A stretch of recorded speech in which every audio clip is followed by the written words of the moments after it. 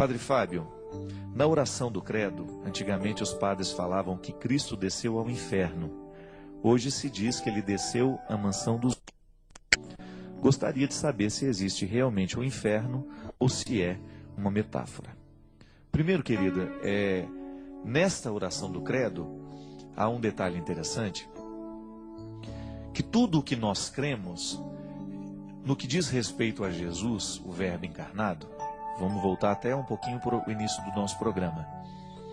A cristologia, isto é, a parte da teologia que lida com as verdades de fé a respeito do Cristo, a respeito de Jesus, todas elas estão diretamente ligadas à antropologia, isto é, à realidade humana.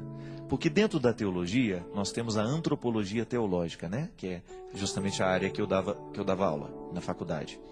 A antropologia, ela pensa o ser humano, mas por ser teológica, ela pensa à luz do Cristo, que é a referência para o humano. Então, ao dizer que Jesus desceu à mansão dos mortos, significa que ele cumpriu todo o processo humano da encarnação. Então, toda realidade que é encarnada precisa morrer. Então, naturalmente, Cristo, Jesus, o Verbo encarnado, vive todas as etapas da vida humana. Ele cumpre na carne todo o processo que diz respeito a uma realidade que está encarnada, isto é, um ser vivo. Então veja bem, ao dizer que Jesus desceu à mansão dos mortos, significa que ele experimentou a morte na sua expressão máxima. Porque o credo, na verdade, quando ele diz desceu à mansão dos mortos, é como se, dentro deste contexto de explicitação do que nós acreditamos, porque o credo é isso, né? Digamos assim, um resumo de tudo que nós acreditamos. Nós explicitamos que nós cremos que Jesus não foi poupado do processo da morte. O Verbo encarnado, isso é, Jesus, porque Cristo já é um título atribuído, Jesus viveu na sua história todo o processo humano. Isto é, poderíamos dizer, Jesus sendo Deus, ele andou mais cedo do que as outras crianças? Será que ele foi privilegiado em ter alguns dons especiais, por exemplo, em poder ficar de pé antes da hora? Não. Jesus viveu e cumpriu todos os passos que o ser humano precisa viver, porque senão Deus estaria violando esta liberdade, né? Ou não estaria cumprindo na totalidade o mistério da encarnação.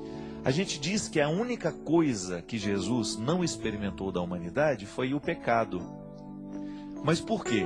Porque ele foi um homem que viveu com retidão o tempo todo a experiência de ser quem ele era. É claro que ele não poderia experimentar a experiência do pecado original, porque ele veio para corrigir o pecado.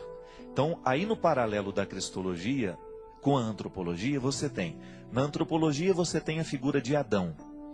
Na cristologia você tem a figura de Jesus. Então, Jesus está para a humanidade para resolver o problema que Adão provocou. Mas veja bem, aí você poderia falar assim, então Jesus foi enviado ao mundo para resolver problema. Não.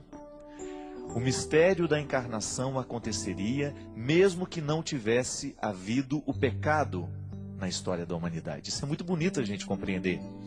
Deus gostaria de experimentar a realidade humana e já estava. No prólogo de João você já vê que desde o início a presença do Verbo já está no processo da criação do mundo. E que depois o próprio Verbo viria experimentar a vida na Terra. Então essa é a teologia. A cristologia explicitando que Jesus viveu todo o processo humano, inclusive o de morrer. E ao morrer, ele traz a realidade humana para uma nova realidade, que é a ressurreição. Que até então o pecado de Adão nos configurava para a morte. Ele nos jogava para a morte. O pecado de Adão colocou dentro de nós uma herança que você tem, mesmo que a gente não queira, mesmo que a gente queira tirar o nome dos testamentos agora, não tem como. Nós somos marcados pelo pecado original, pelo limite original. Dê o nome que você quiser. De qualquer maneira, ao descer à mansão dos mortos, Jesus experimenta a totalidade dessa encarnação. Mas dali vem o novo sentido da morte, que é justamente a ressurreição, que é essa categoria nova que vai nos livrar da condenação da morte eterna. Não é verdade? Porque a partir do momento que Jesus ressuscita, e já que ele é humano, toda a humanidade cumpre com ele o destino que um dia Jesus, isso é, ele vive antes de todos nós aquilo que toda a humanidade vai viver. Ele ressuscita e nos coloca então agora nessa vocação de também sermos direcionados e chamados à eternidade, à vida de ressurreição. Que ela pode ser desdobrada o tempo todo na vida prática, né? Eu não preciso esperar morrer para viver a ressurreição. Você não precisa esperar a morte para você experimentar a ressurreição. A ressurreição é a eternidade, nós já começamos a construir agora. O Padre Zezinho fala de um jeito muito bonito numa música dele, em que tem um momento da letra que ele fala assim: e a gente vai ressuscitando, e a vida vai ficando eterna, mostrando que este destino final da humanidade, que é a ressurreição, já se aplica agora, no momento que você consegue vencer as suas mazelas, quando você consegue vencer o Adão que existe dentro de você, a Eva que existe dentro de você, aquela fraqueza, aquele momento de fragilidade que você é puxado para baixo. Você já parou para observar o quanto que na vida, às vezes, nós somos puxados para baixo? E veja bem, que o chão, ele é a experiência que nos lembra Adão. E o céu é a experiência que nos lembra o Cristo. Mas esta experiência de unir céu e terra é que é bonita, a mística da vida cristã vive aí. Eu estou no chão, isso é, eu sou Adão, eu sou barro, o significado de Adão é este, né? Aquele que vem do barro, aquele que está no barro. Mas eu também sou o Cristo, eu sou convidado a viver a dinâmica da superação, daquilo que é Adão em mim, mas daquilo que é Cristo também em mim. Pelo mistério da encarnação, eu sou convidado pelo batismo. E às vezes na vida nós somos puxados para baixo. Às vezes um telefonema que você recebe, uma palavra que você escuta, um desaforo que você recebe, uma coisa ruim que acontece na sua vida, um dissabor, uma traição, uma infidelidade. E pode observar que tudo isso que nos puxa para baixo é fruto do nosso pecado. Toda vez que nós agimos movidos pelo nosso pecado, nós machucamos alguém ou somos machucados. É impressionante o quanto que o pecado tem o poder de nos machucar e de nos puxar para baixo. Então veja bem, é a força de Adão dominando o que a gente é. Agora, quando a gente cuida, por exemplo, eu vou fazer um esforço para não dizer o que machuca o outro. Eu vou tomar cuidado com as minhas palavras, eu vou tomar cuidado com aquilo que eu falo, às vezes, no momento da minha raiva. Eu sou muito assim, gente. Às vezes eu fico irritado com as coisas e eu falo o que eu não quero. Eu magoo as pessoas que eu amo. Mas no ímpeto de querer resolver as coisas. Veja bem, eu estou sendo domado por Adão. Agora, no momento em que eu demoro um pouquinho antes de falar o desaforo, no momento que eu demoro um pouquinho antes de fazer a calúnia, de falar a fofoca, o Cristo então vence em mim. Está vendo que a mística do cristianismo é isso? É a gente é a gente colocar os nossos passos nos passos de Jesus. É bem natural dentro de nós que a gente assuma a posição de Adão. Isso é, do homem fraco, da mulher fraca, daquele que não consegue, daquele que não sabe, daquele que não pode. Mas o nosso desafio é justamente a gente domar tudo aquilo que não nos joga para baixo. É a gente colocar um pouco de limite e de tirar um pouco do poder das coisas que nos jogam para baixo. Daquilo que nos joga no chão, daquilo que nos decepciona, daquilo que nos amargura, daquilo que nos deixa amargos. E quando a gente vive a dinâmica do ressuscitado, a gente começa a sentir que isso vai ficando mais leve dentro de nós. A gente vai ficando mais moderado, a gente vai ficando mais ponderado, a gente vai falando menos, a gente vai ser menos impulsivo. É fruto de milagre? Se você quiser chamar isso de milagre, então é milagre. Porque, na verdade, a ação do Cristo em nós ela é miraculosa o tempo todo, mas ela é também esforço humano. Voltamos ao início do programa.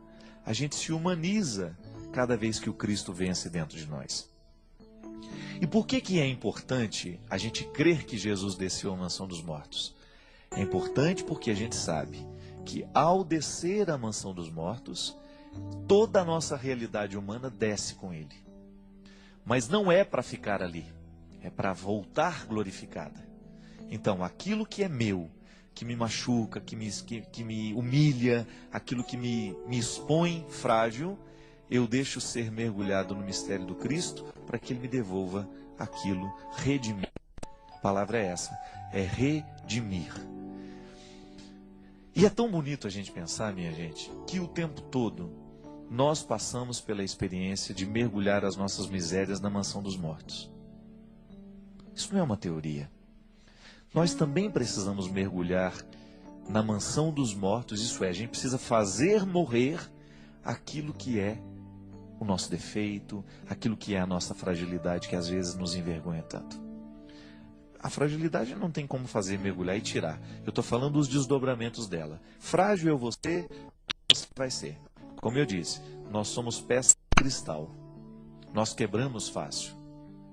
Mas não é pecado ser de cristal. É até uma virtude. Uma peça de cristal, ela é preciosa. Você não fala, não quero porque é cristal. Isso aqui. Recebe uma peça de cristal. Você não vai devolver e falar, eu não posso cuidar disso porque isso vai quebrar com muita facilidade. Não, mas você vai cuidar para que ela não quebre com facilidade. Então não se trata de rejeitar a fragilidade que está em mim, que está em você. Se trata apenas de cuidar bem dela. Cuidar da fragilidade que se tem é um jeito que tem de se humanizar, de trazer a vida do Cristo para nós, de vencer a perspectiva de Adão e de nós entrarmos na dinâmica do Cristo. Teilhard de Chardin chamava isso de maneira muito bonita de cristificação do universo, quando cada criatura descobre que ela é o Cristo, pelo mistério da encarnação. Eu sou o Cristo, tu és o Cristo, ele é o Cristo, nós somos o Cristo. E à medida que cada um assume na sua vida a identidade do Cristo, tudo se transforma num mundo cristificado. Você já imaginou que beleza? Se nós pudéssemos sair pelas grandes cidades sem o medo do assalto, sem o medo do sequestro, sem o medo da violência. Por quê? Porque o mundo estaria cristificado. Todo mundo tem o mesmo sentimento de Cristo, todo mundo tem o mesmo pensamento do Cristo, todo mundo tem o mesmo comportamento do Cristo, isso é, só faz o bem. Não deseja o mal a ninguém, não fala o que não deve falar, não olha o que não pode olhar, enfim. Vive uma vida de equilíbrio. Tanto é que lutar pelo mundo cristificado é lutar pela paz, não tem outro nome. Você já imaginou se dentro da sua casa todo mundo estivesse cristificado?